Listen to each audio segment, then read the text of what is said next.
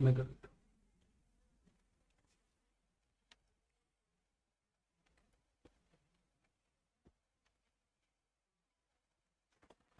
Hello दोस्तों, welcome to SSC अड्डा। मैं अभिनंदन आप सभी का आपके अपने परिवार एसएससी अड्डा में हार्दिक अभिनंदन करता हूं।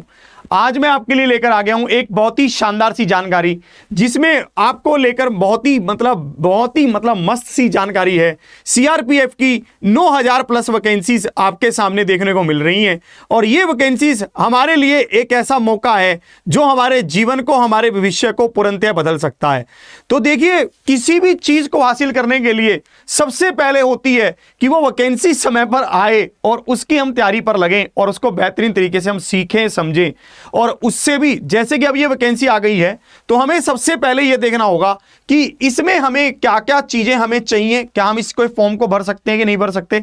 अगर हम भर सकते हैं तो क्या हमें हमें इसकी तैयारी करने के लिए कितना समय मिल रहा है, कब से हम फॉर्म भर सकते हैं, किस तरह से फॉर्म भरे जाएंगे, और क्या उसमें क्वालिफिकेशन चाहिए होगी, कितनी उम्र वाले उसको भर सकते हैं, कैसा पेपर का पैटर्न रहने वाला है, ये सारी बातों को लेकर हम डिस्कस करने वाले हैं। और क्या क्या इसमें किस किस तरह की जॉब मिलती हैं, इन सभी चीजों को लेकर हम यहां पर आपके सामने हाजिर हो गए हैं। और आपकी तैयारी के लिए हमारे पास आपके लिए क्या ऑप्शन है, इसके ऊपर भी चर्चा करेंगे।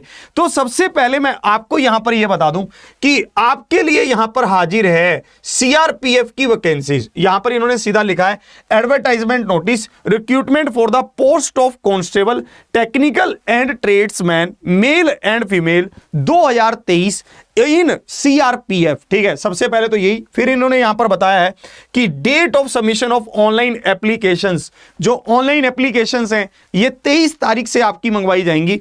23/3/2023 से आप फॉर्म भर पाएंगे। और उसके बाद ये इन्होंने कहा है कि लास्ट डेट है 25/4/2023, मतलब अप्रोक्सीमेट 1 महीना आपको यहां पर मिल जाएगा फॉर्म को भरने में।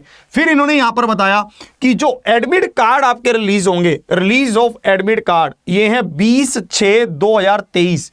अगर हम आज के समय से देखें तो मोटा मोटा आपके पास ये लगा लो मार्च, अप्रैल, अप्रैल, मई, जून, जुलाई। ठीक है, अप्रैल, मई, जून, बस 3 महीने मान लो कि 3 महीने का समय आपके पास है। ठीक है, तो अगर हम यहां पर कंप्लीटली इसको एनालिसिस करते हैं तो आज क्या डेट हो गई, आज 15 तारीख तो हो ही गई है, मतलब 3.5 महीने मान लो मोटा मोटा। ठीक है, 3.5 महीने आपके पास समय तैयारी करने का, और फॉर्म भरने का 1 महीने का समय दिया गया है।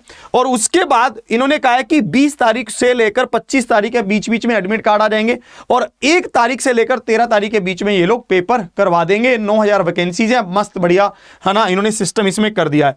फिर इसमें इन्होंने पूरी जानकारी दी है कि भाई ऐसे ऐसे करके मिनिस्ट्री ऑफ होम अफेयर्स की हैं, ठीक है, कांस्टेबल है, टेक्निकल एंड टेक्निकल की, मतलब इसकी ये हमने वैकेंसी है। इन्होंने कहा है कि जो फॉर्म भरे जाएंगे वो ऑनलाइन भरे जाएंगे, ऑनलाइन आप फॉर्म भरेंगे, और कंप्यूटर बेस्ड टेस्ट होगा, इंग्लिश और हिंदी दोनों मिलाकर होगा।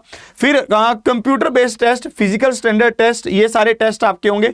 ये इनका सीक्वेंस क्या रहेगा, सबसे पहले कंप्यूटर बेस्ड टेस्ट होगा, फिर फिजिकल स्टैंडर्ड टेस्ट होगा, फिर उसके बाद आपका ट्रेड टेस्ट होगा, फिर डॉक्यूमेंट वेरिफिकेशन होगी, फिर मेडिकल रिव्यू होगा, फिर आपकी ज्वाइनिंग हो जाएगी और खुशी खुशी मस्त सारी चीजें सेट हो जाएंगी। फिर इन्होंने कहा है कि आपके पास यहां पर, ठीक है, इसमें अगर हम और आगे बढ़ते हैं तो इन्होंने यहां पर यह बता रखा कि 92,012, 9,000, ठीक है, 212, 9212 इन्होंने वैकेंसी बताई है। मेल की वैकेंसी है 9105 और फीमेल की वैकेंसी है 107। ये बहुत इंपॉर्टेंट लाइन है कि 9212 वैकेंसी है, 9212 वैकेंसी है। फिर इन्होंने इसको पूरा स्टेट वाइज भी डिवाइड किया हुआ है कि आंध्र प्रदेश में देखते हैं तो ड्राइवर की वैकेंसी इतनी है, मोटर मैकेनिक की वैकेंसी इतनी है, कोबलर की इतनी है, कारपेंटर, ट्रेलर, ये सारी ट्रेलर कह रहा हूं मैं, ठीक है, मतलब टेलर, ये सारी वैकेंसीज हैं जो रहने वाली हैं। गार्डनर हो गया, जो आप देखते होंगे कि भाई जगह जगह पर जाकर वो सारे गार्डन को सेट कर रहा है, उसकी, ठीक है, पाइप बैंड की, है ना, ब्रास बैंड की, और लगा लो पेंटर की है, कुक की है, किसी को खाना बनाना पसंद हो, है ना, वो वॉशरमैन है, वाटर कैरियर है, नाई है, ठीक है, बार्बर है और सफाई कर्मचारी है, और ये सारी वैकेंसी है। अगर हम देखते हैं तो इन्होंने अलग अलग स्टेट की इन्होंने अलग अलग वैकेंसी यहां पर बता रखी है कि हरियाणा की 166 वैकेंसी है। सबसे ज्यादा वैकेंसी आंध्र प्रदेश में है, 424 वैकेंसी। सबसे ज्यादा किसमें है? आंध्र प्रदेश में है, 424 वैकेंसी आंध्र प्रदेश में दी गई हैं। फिर अगर हम देखते हैं तो केरला है, यूपी है, ठीक है, और बहुत सारी। नहीं, एक बात और, सबसे ज्यादा वैकेंसी आंध्र प्रदेश में नहीं है, ये तो इन्होंने अल्फाबेटिकली इसको शुरू किया है। अगर मैं यहां पर देखूं तो 745 वैकेंसी मुझे कहीं दिख रही थी, है ना। ये 1340 वैकेंसी है यूपी में।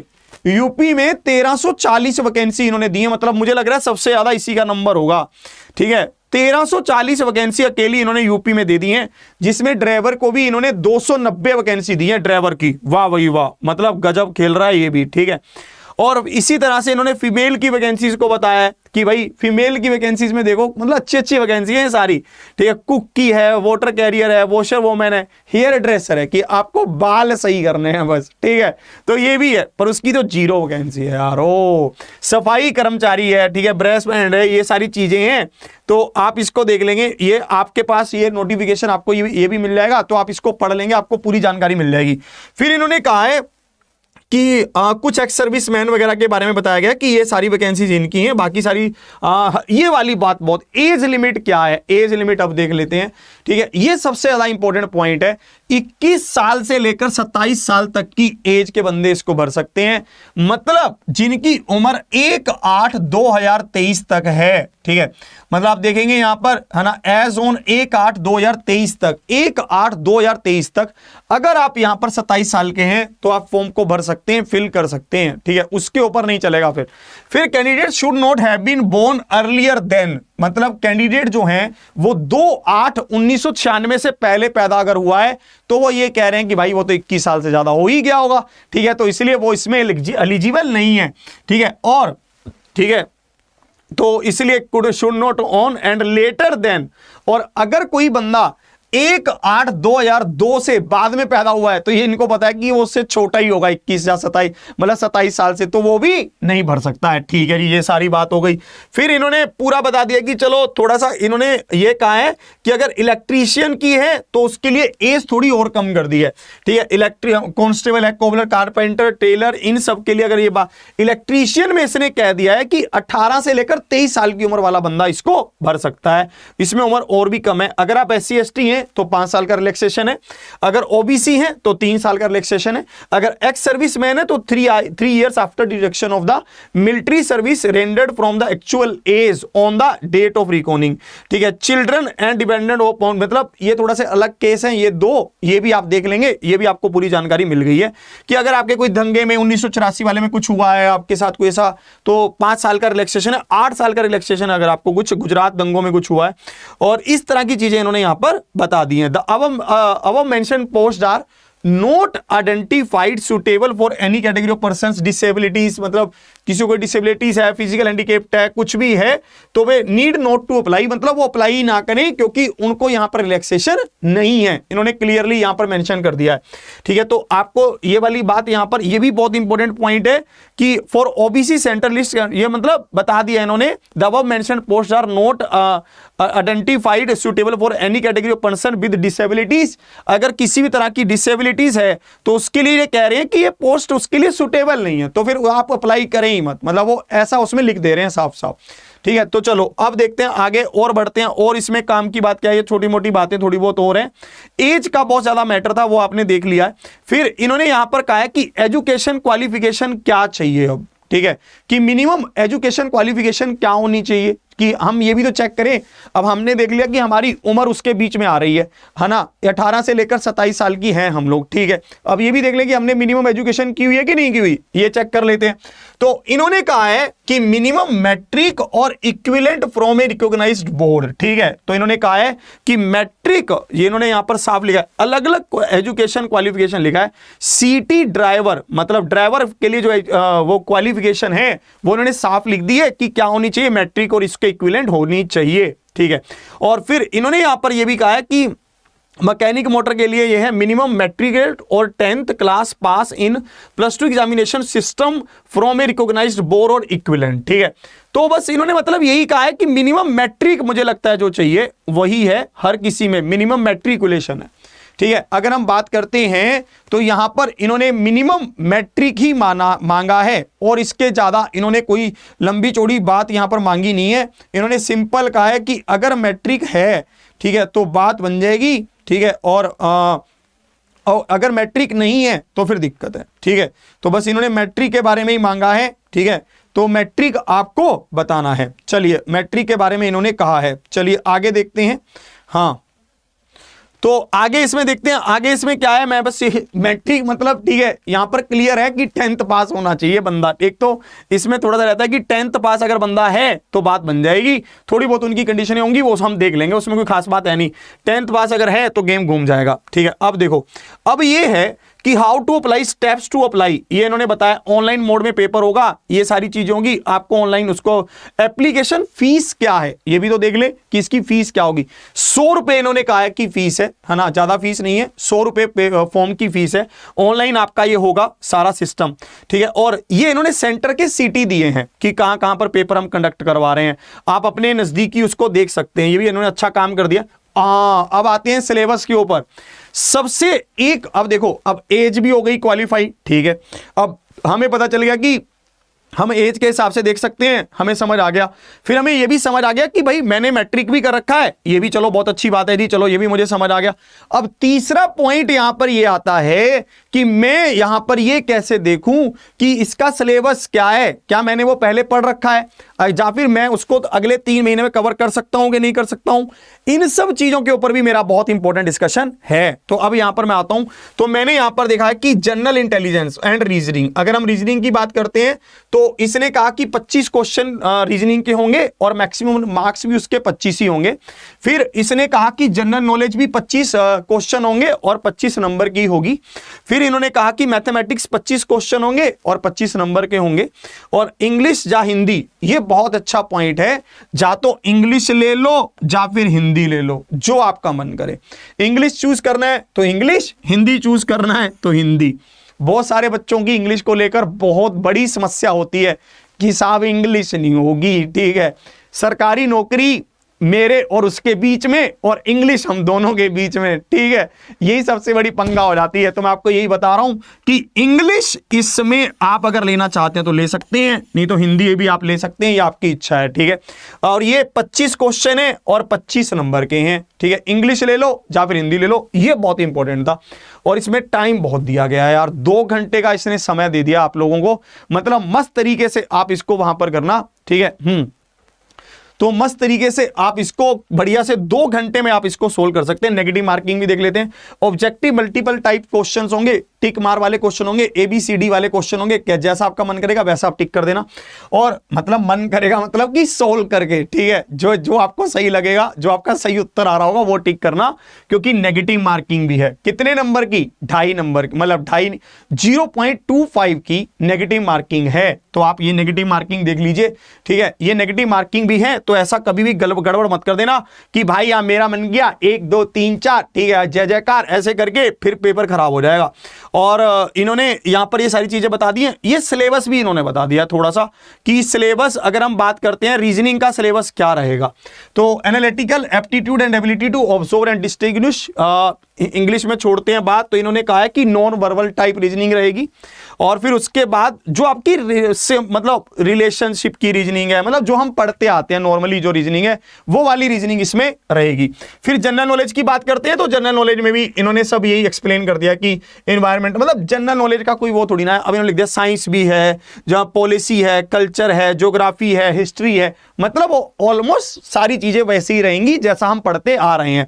फिर इन्होंने कहा है कि ओ मैथमेटिक्स भी रहेगा। ठीक है, मैथमेटिक्स मैं खुद मैथमेटिक्स ही पढ़ाता हूं। ठीक है, तो आपको भी बता दूं, आज रात को 9 बजे हम शुरू भी कर रहे हैं। आज रात को 9 बजे बेसिक से शुरू कर रहे हैं। बिल्कुल 2-3 महीने में आपको जहाज बना दूंगा, बिल्कुल कैड़ा सा। ठीक है, आज रात को 9 बजे तो सुपर 30 लेकर आ रहा हूं। ठीक है, तो मैथमेटिक्स में क्या है, डेसिमल्स हैं, फ्रैक्शंस हैं, रिलेशनशिप है, नंबर सिस्टम है, एवरेज है, इंटरेस्ट, प्रॉफिट एंड लॉस, ये वो, टाइम एंड डिस्टेंस, सब कुछ है। ठीक है, रेशो है, मतलब इसमें इन्होंने क्लियर मुझे जो दिख रहा है कि इसमें अच्छी बात ये है कि एडवांस मैथ नहीं है, ठीक है।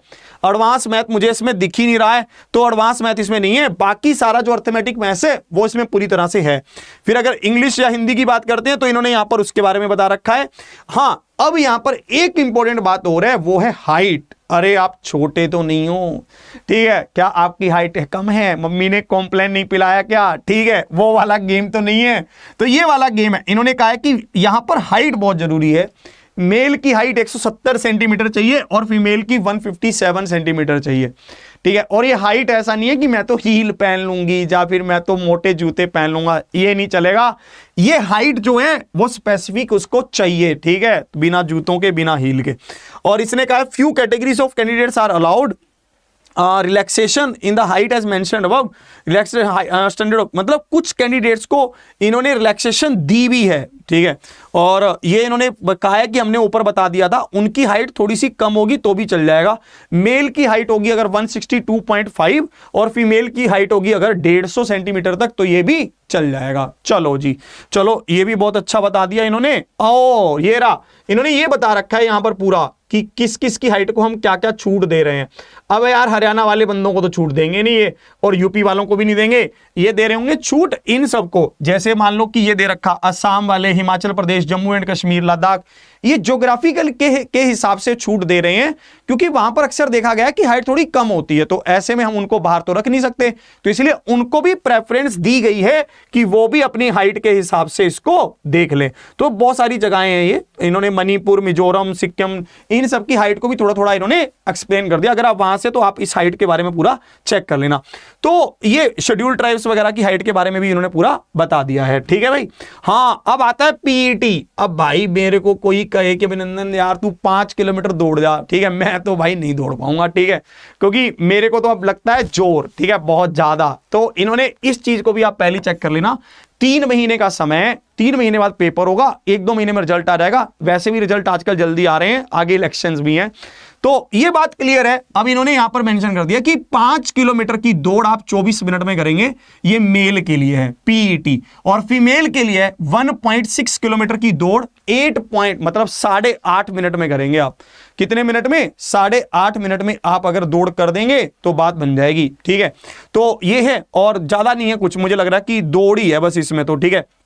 और दौड़ थोड़ी अलग अलग भी है, पोस्ट के हिसाब से भी वो दौड़ थोड़ी कम ही कर रहे हैं, मतलब इससे ज्यादा तो कर नहीं रहे, ठीक है। और ये सारी चीजें मुझे लग रहा है हमने डिस्कस करी दी हैं। और ये ट्रेड टेस्ट वगैरह के बारे में इन्होंने बता दिया है कि भाई नॉलेज होनी चाहिए उसको, ठीक है। अब कोई पेंटर है तो उसको शेड्स के बारे में नॉलेज होनी चाहिए, ऐसा नहीं होना चाहिए कि, है ना, कि भाई उसको नॉलेज नहीं है और उसको मजा नहीं आ रहा, है ना।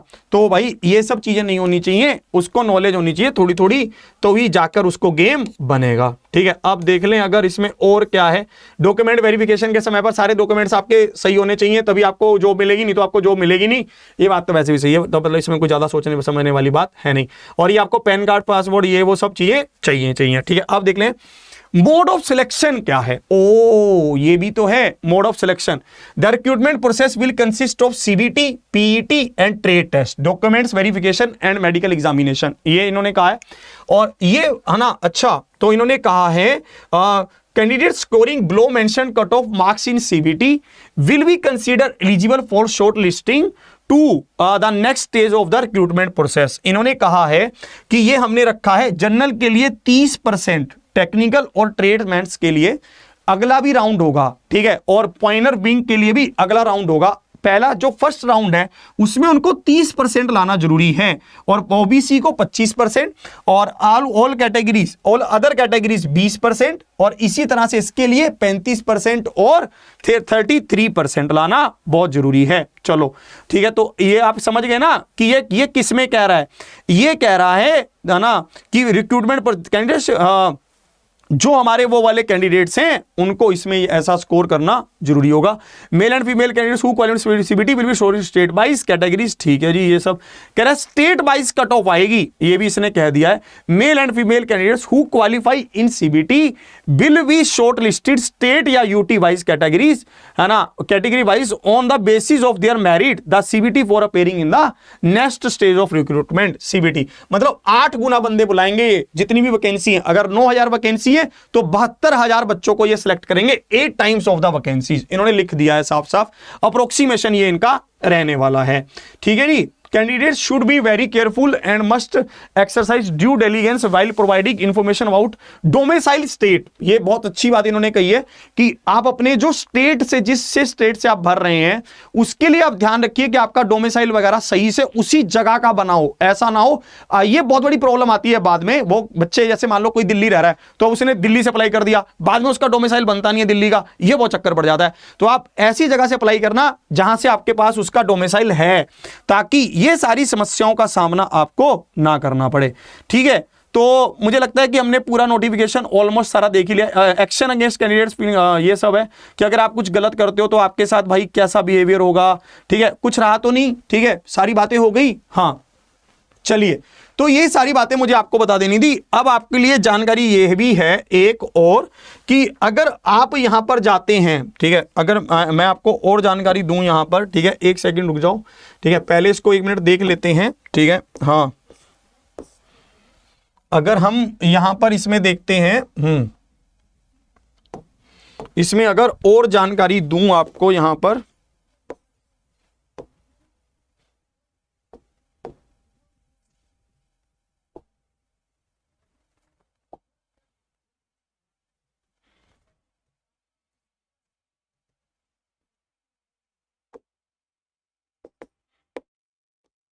एक सेकंड रुक जाओ भाई, इसको क्या हो गया,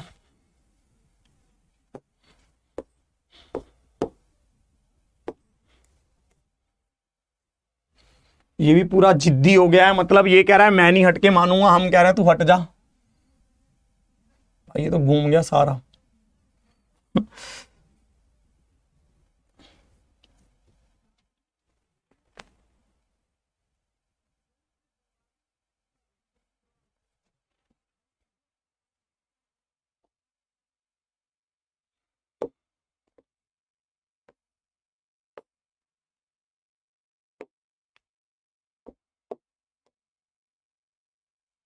एक सेकंड, बस एक सेकंड, मैं इसको अभी हटवाता हूं, मैं टेक्निकल टीम को बुला लेता हूं, एक सेकंड रुकिए, ठीक है। मैं आपको एक जानकारी और दे दूं भाई, हटाना यार इसको, हाँ चलो ये हट गया, ठीक है। तो आप यहां पर देखेंगे एक बार, ठीक है, अपना इवेंट ही खोल लें, अच्छा मेल पे, नहीं वो नहीं खोलना, नहीं उसको, इवेंट ही खोलना, इवेंट खोल।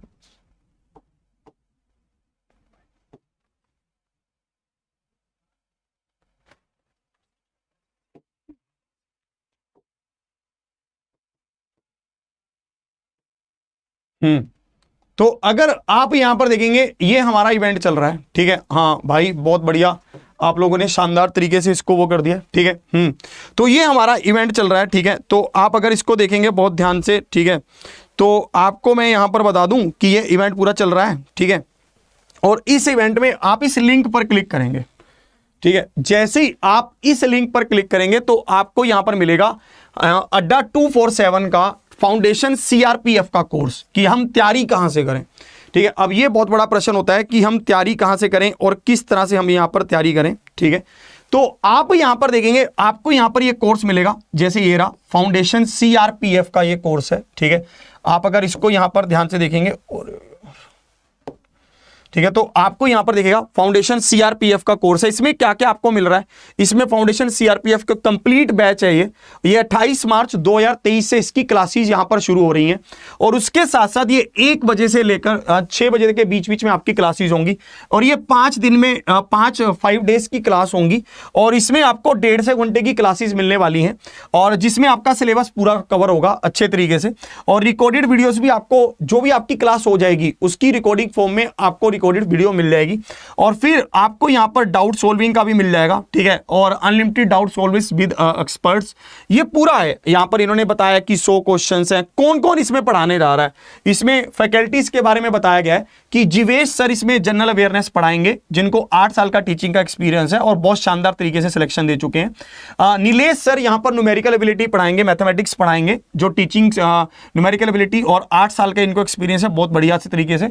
अनुज सर आपको यहाँ पर इंग्लिश पढ़ाएंगे और बहुत ही शानदार 4 साल का एक्सपीरियंस है और बहुत बेहतरीन तरीके से आपके साथ जुड़े भी हुए हैं पहले। साहिल सर आपको रीजनिंग पढ़ाएंगे बहुत मस्त तरीके से, और निहारिका मैम आपको जनरल साइंस पढ़ाएंगी। और इस जो बैच है, जो वैलिडिटी है इसकी 6 मंथ्स की है और बहुत शानदार तरीके से आपके साथ ये कवर होगा। यहां पर ये प्राइस आपको दिख रहा है, ये प्राइस इतना महंगा है नहीं है, ठीक है। आप जैसे इसको यहां पर देखेंगे, ठीक है, तो आपको ये प्राइस ऐसा ध्यान रखना है कि ये प्राइस जो दिख रहा है वो है नहीं है, प्राइस आपके लिए बहुत कम है। प्राइस आप यहां पर जाकर कोड लगाएंगे Y761, ठीक है, आप यहां पर कोड लगाएंगे Y761, ठीक है, ये अच्छा यहां से हो जाएगा Y761, ठीक है। आप जैसे ही ये कोड लगाएंगे और कोड को अप्लाई करेंगे तो ये काफ़ी कम कीमत, मतलब 1600 रुपये में ये बैच आप ज्वाइन कर सकते हैं और बेहतरीन तरीके से आप इसको ले सकते हैं, ठीक है। तो ये आपका कोड है Y761, तो आप इसको लगाइए, मतलब 761, ठीक है, Y के साथ क्या है 761 का कोड है और आप इसको लगाकर इसको ले सकते हैं। बहुत शानदार सा बैच है, बहुत बेहतरीन तरीके से आपको यहाँ पर बहुत सारी चीज़ें सीखने को मिलेंगी। ये डिस्क्रिप्शन बॉक्स में है, इसके नीचे लिंक है, उसमें ही है, ठीक है, इसके नीचे लिंक है, लिंक पर क्लिक करते ही आप यहाँ पर पहुंच जाएंगे। आज रात को 9 बजे मैं आपके लिए लेकर आ रहा हूं मैथ्स की स्पेशल सी क्लास, जिसमें हम सब मिलेंगे और बेहतरीन तरीके से हम बहुत सारी चीजों को सीखेंगे। तो आज जुड़िए हमारे साथ, बेहतरीन तरीके से समझिए चीजों को, कैसे कैसे आपको पढ़ना है, किस तरीके से आपको आगे बढ़ना है, ठीक है। तो एसएससी अड्डा आपकी सेवा में हमेशा हाजिर है। मिलते हैं फिर आज रात को 9 बजे। इसी के साथ कैसा आपको इवेंट लगा इसके बारे में जरूर बताइए, ऑफलाइन कमेंट जरूर करिए। जय हिंद, जय भारत।